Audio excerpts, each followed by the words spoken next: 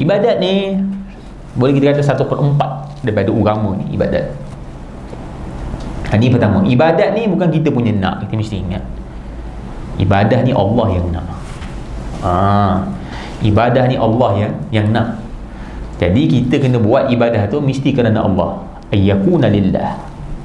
Dan mesti buat ibadah itu ayyakuna ala sunnah. Mestilah ibadat itu didirikan di atas sunnah Nabi Muhammad sallallahu alaihi wasallam. Maksud menurut syariat.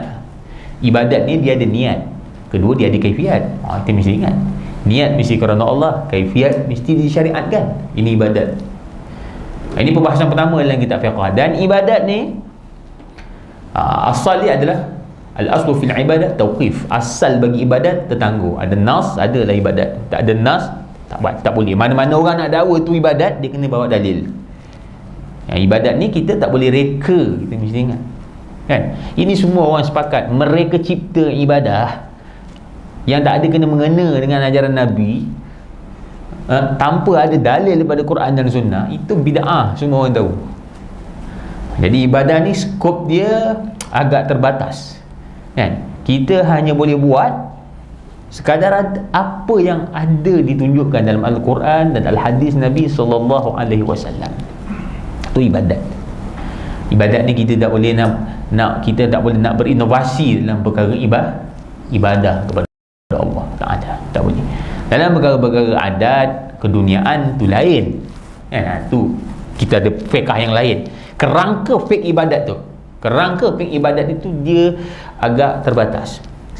Sebab ada kaedah al-aslu fil ibadah ta'abbud, kan? Asal bagi ibadat itu pengabdian, kan?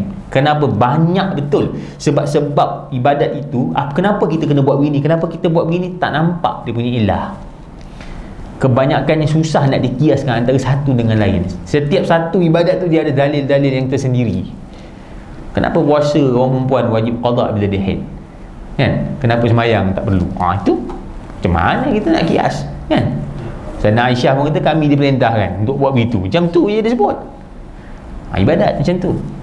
Kenapa semayang maghrib 3, semayang isyak 4, zuhur 4, subuh 2, itu semua perkara yang ta'abudi kita panggil.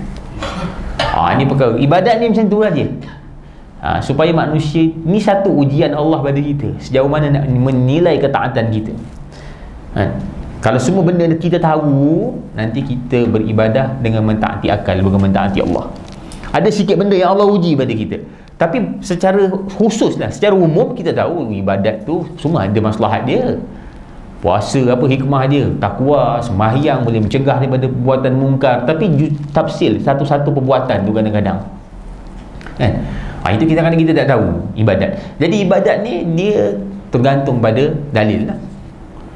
Masuk ibadat apa tu, ada kaedah ibadat. Asal ibadat adalah haram.